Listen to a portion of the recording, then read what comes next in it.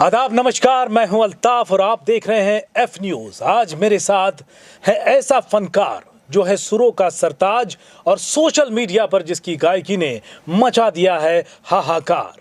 तो खत्म करते हैं इंतजार, हाजिर हैं कलाकारों के कलाकार Adil Gureji. Thank you so much. शुक्रिया शुक्रिया प्यार जो तुमने दिया। हालांकि मैंने बहुत सारे इंटरव्यूज़ दिए हैं, जिस तरह से आज इसका स्टार्टअप हुआ रियली बहुत अच्छा। और आपके जिस तरह से आपने मुझे इंट्रोड्यूस किया, देखिए ये एफ न्यूज़ है और खर्चा करते हैं ये लोग, ऐसा वैसा है। बहुत बहुत शुक्रिया। हाँ, नाम बहुत सुना हुआ मैंने ऑलरेडी, और मुझे बहुत बहुत बहुत शुक्रिया आप सबका, आपने मुझे इन्वाइट किया यहाँ पे। बेशक बेशक। आप समझ गए होंगे कि कश्मीर से हैं आदिल गुरेजी, नाम तो आप समझ गए हैं, और शक्ल सूरत जो है वो भी बयां करती है। तो सबसे पहले मैं एक कश्मीरी अंदाज आपका देखना चाहूँगा। वाकई आप कश्मीर से हैं या कहीं और से हैं? तो ये मैं किस तरह आपको आपके सामने बता आपका एक पसंदीदा कश्मीरी गाना जो हम सबको आप सुनाना चाहते हैं। हाँ, मेरा खुद का ही गाना है जिसका नाम डुप्टे न्यूनम है, मैं सुनाना चाहता हूँ। बिल्कुल।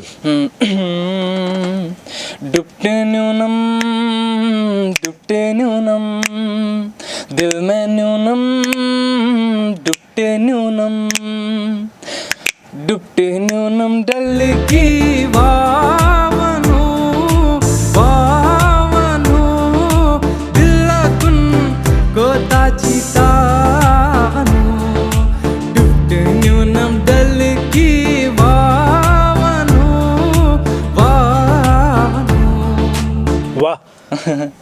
मैं इसका मतलब भी समझना चाहूँगा। इसका नाम है डुप्टे न्यूनम का। वैसे दुपट्टा ले गया दिल भी ले गया, दुपट्टा ले गया दिल भी ले गया। और जिस राइटर ने लिखा था उसने ये सोच के लिखा था एक लड़की ये बयान कर रही है बातें, तो इसको भी बहुत सारा प्यार मिला लोगों की तरफ से। And I am really thankful to all of them जिनने मुझे हेल्प की यहाँ तक आने के लिए। तो आज फाइनली ये भी मेरे लिए बहुत बड़ी बात है। एफ न्यूज़ आप मेरा इंटरव्यू कर रहे हैं। सोशल मीडिया पर आपकी काफ़ी चर्चा है, मैं उस पर आऊँगा, लेकिन सबसे पहले मेरे दिल में जब आज मुझे पता चला कि आदिल गुरेजी कश्मीर से एक नौजवान और संगीत की दुनिया में नाम कमाना चाहता है, तो जब कश्मीर का नाम आता है तो एक छवि उभर कर सामने आती है। कहीं ब्लास्ट हो रहा है, वारदातें हो रही हैं, उस माहौल से निकलकर इस माहौल में क्यों? हाँ जी, बिल्कुल कैसे? बिल्कुल कितनी चुनौतियाँ आई? बिल्कुल सही कहा। हालांकि जब से मैं घर से बाहर हूँ, ऐसा कुछ अभी तक हुआ नहीं टचवुड मेरे साथ। तो बहुत सारा लोगों का प्यार मिला जब तक अभी तक मैं कम से कम 8-10 साल से घर से बाहर हूँ, मतलब म्यूज़िक फील्ड में। तो जब भी कश्मीर का नाम आता है ऐसे लगता है बम पटाखे, जैसे आपने बोला ये चीज़ है। लेकिन आजकल जो यूथ है कश्मीर की बहुत ज़्यादा बदल रही हैं। अगर आप यूट्यूब पे जाएंगे, there are near about hundreds of artists जो आपने देखे होंगे जिनके मिलियंस में व्यूज़ हैं और अच्छा खासा रीच जाते हैं, जो अपने आप को बदलना चाहते हैं। और ऐसा नहीं है कि जो एक मतलब मीडिया ने भी माहौल क्रिएट किया हुआ, हाँ, बहुत सारा कुछ करना चाहते हैं। अगर उनको अच्छा एक प्लेटफॉर्म मिले, अच्छा सा एक लोग सपोर्ट मिले, गवर्नमेंट की तरफ से, तो बहुत सारी चीज़ें कर सकते हैं और अच्छा कर सकते हैं। आप कैसे इस माहौल में आए और कैसे आपको लगा कि आपको एक सिंगर बनना चाहिए? आपके कोई फेवरेट पसंदीदा सिंगर हैं या क्या हुआ था वो जानना चाहिए। एक्चुअली बस अभी ये मैं समझता हूँ कि स्टार्टअप है, अभी हम अपना बेस्ट दे रहे हैं।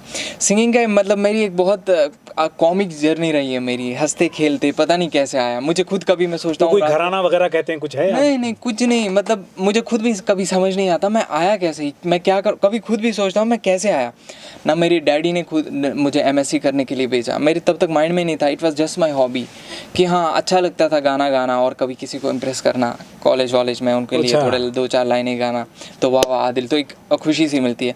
पता नहीं मेरे कब ये मतलब इतना सीरियस हो गया मुझे पता नहीं चला। लेकिन कहते हैं जब आपको लोगों को प्यार मिलता है तो मतलब आप उस चीज़ के लिए बहुत सीरियस होते हैं। अगर आप भले ही स्टार्टिंग में आप एक हॉबी लेते हैं, फिर आपको प्यार मिलने लगता है, आप उस चीज़ के लिए कई सारे एफर्ट्स जब देते हैं तो आप खुद को भी पता चल जाता है कि नहीं, अब मैंने कहीं सारी चीज़ें मुझे सीखनी भी है, क्योंकि लोगों का प्यार मिलता है आपको, और कहीं सारी और चीज़ें करनी है, तो ताकि ये लोगों का प्यार बना रहे।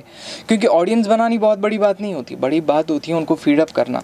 हर 2 मंथ 3 मंथ के बाद, 1 मंथ के बाद उनको गाना देना। हालांकि मैंने अभी तक बॉलीवुड में कोई गाना गाया नहीं है, फिर भी टचवुड बहुत सारे जो लोगों का प्यार, अगर आप मेरे यूट्यूब चैनल पर जाएंगे तो अच्छा खासा लोगों ने प्यार दिया हुआ है।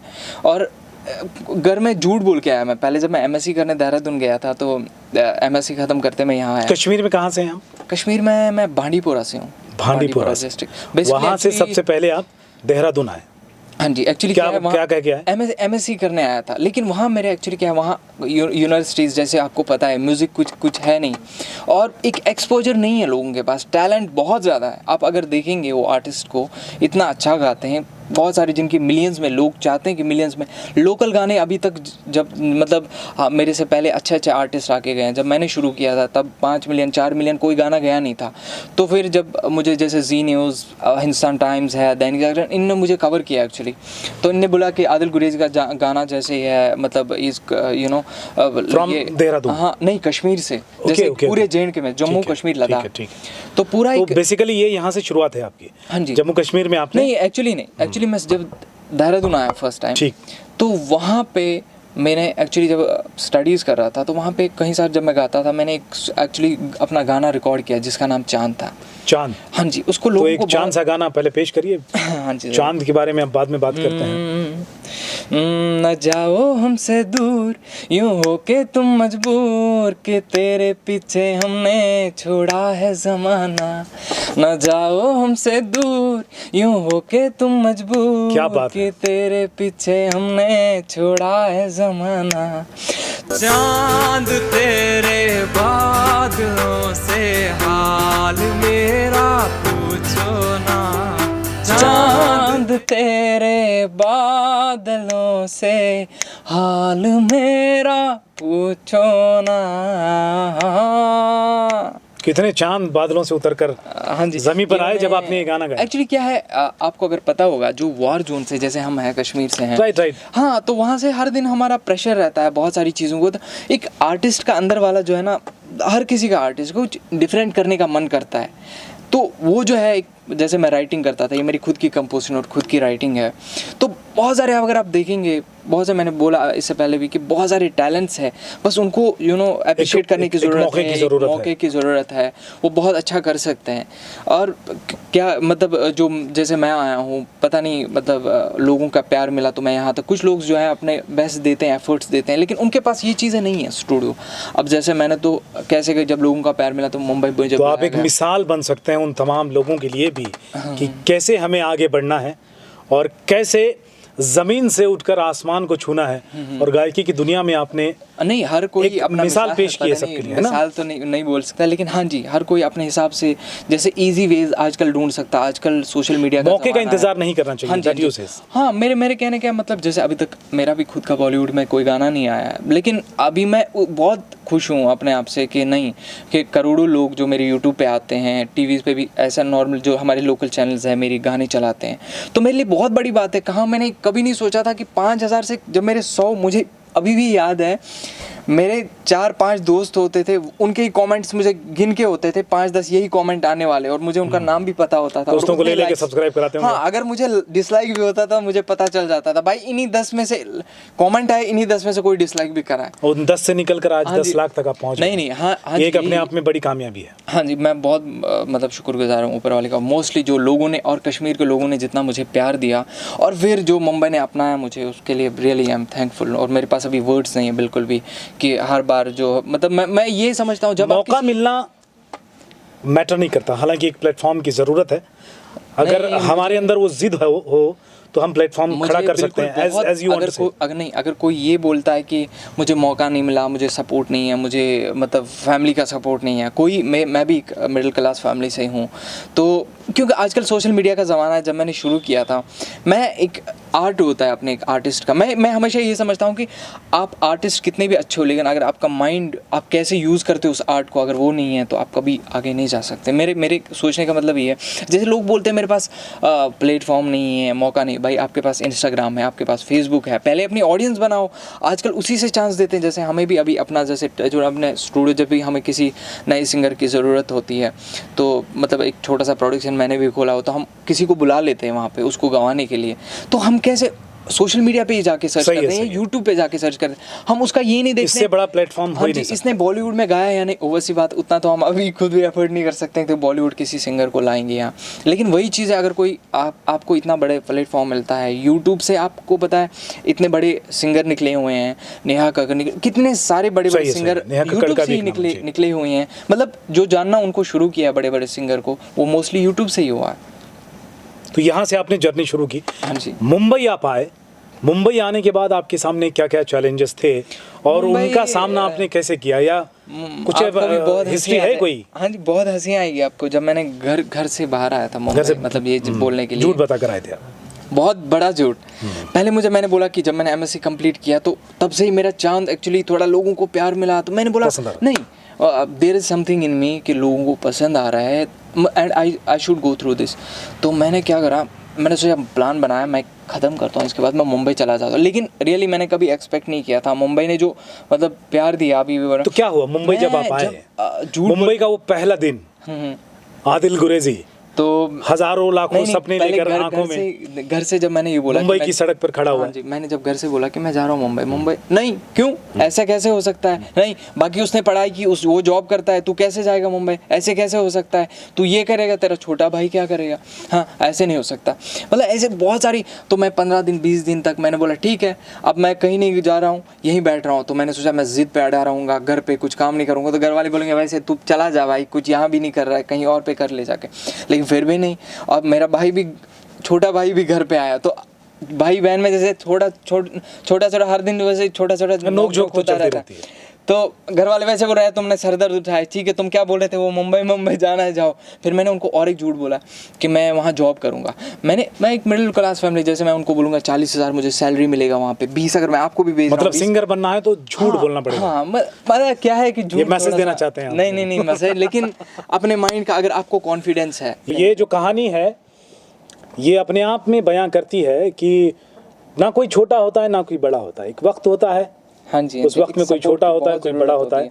और ये एक आपका बहुत बड़ा संदेश है एफ न्यूज़ के अलावा पूरे तमाम जो लोग हैं जो संघर्ष कर रहे हैं, चाहे कश्मीर हो या हिंदुस्तान के किसी भी छोटी जगह से आते हैं। तो जिस तरह से मैंने जानबूझकर आपको वो सारी चीज़ें पूछी, खास कर जो बर्तन वाली जो आपने बात बताई, वो वाकई मायने रखती है कि चाहे कश्मीर हो या चाहे किसी भी जगह से कोई भी आता हो, मुंबई में कहीं भी अगर लगन है तो वो आदिल गुरेजी बन सकता है। मैं ये समझ रहा हूँ कि इंडिया में कहीं भी अगर आप में टैलेंट है, लोग आपको अप्रिशिएट, मतलब जब आपने अपने आप को प्रेजेंट, वे ऑफ प्रेजेंटेशन आपका सही है, ठीक है, आपको लोग प्यार देंगे ही देंगे, ये मेरी गारंटी। मैंने खुद देखा हुआ। पहले मुझे क्या लगता था, मैं क्या पहले मतलब मुझे कभी कभी खुद की बातों पर हंसी आती है। आपका एक फेवरेट डायलॉग, गाने तो बहुत गा रहे हैं आप, बहुत अच्छी आवाज़ माशाल्लाह, कोई एक डायलॉग आप बोलना चाहेंगे? बाबूराव का जो है, मतलब मैं बहुत पहले भी कर चुका हूँ। और बाबूराव ये हेरा फेरी वाले? हाँ जी, हेरा वाले बाबूराव जी, तो उनका मुझे कैरेक्टर बहुत अच्छा लगता है, मैं हमेशा। तो हाजरीन आप सबके सामने पेश करने जा रहे हैं बाबूराव का डायलॉग, हेरा फेरी से परेश रावल आदिल गुरेजी बनेंगे अब। तो अगली आवाज़ होगी आदिल गुरेजी की। आप भी माशाल्लाह बहुत अच्छी मेमिक्री करते हैं। मैं तो खुद करना चाह रहा था इसलिए आपको छेड़ रहा था। यार देवा, मैं घर में 3 नल लगाऊंगा। एक वो जो जिसमें से गर्म पानी आएगा, दूसरा वो जो जिसमें से सरद पानी आएगा, तीसरा वो जो जिसमें से पानी नहीं आने का, जिसको नहीं नहाने का, तीसरा नल के नीचे जाने का। चिल्ला चिल्ला के सबको स्कीम बता दो। बहुत अच्छा, बहुत। तो ये आपने देखा है कश्मीर का नौजवान फिल्मों के डायलॉग भी बोलता है, अच्छे अच्छे गाने भी ये गा रहे हैं हमारे सामने। एक अलग सी सूरत है ना, तो वही सूरत हम आपके सामने पेश करना चाह रहे हैं। आगे बढ़ते हैं, आने वाला आपका सफ़र क्या है, उसके बारे में आप क्या सोचते हैं? बॉलीवुड आपकी मंजिल होगी यकीनन इंशाल्लाह। अभी तक जब इतना हमने सफ़र तय किया है, अभी तक हम बेस्ट दे रहे हैं, बहुत सी बात है, किसी न किसी की नज़र में आ ही जाएंगे। और वैसे भी मैंने बोला कभी मैं किसी का वेट नहीं करता हूँ, मैं अपना बेस्ट दूंगा और करता जाऊँगा, रुकूंगा नहीं मैं। तो जिस तरह मैं पहले से करके आया, और अगर मुझे बॉलीवुड का चांस है, ऑब्वियसली बात मैं कर लूँगा, एक अच्छा बैनर मिलेगा, मैं कर लूँगा वहाँ पे। बेशक न सिर्फ सिंगर्स बल्कि डॉक्टर, इंजीनियर, रोज़मर्रा की ज़िंदगी में हम जो कुछ काम करते हैं उसकी अगर हमें कामयाबी चाहिए तो आपको जो भी आप कर रहे हैं पूरे लगन से उसे करना चाहिए।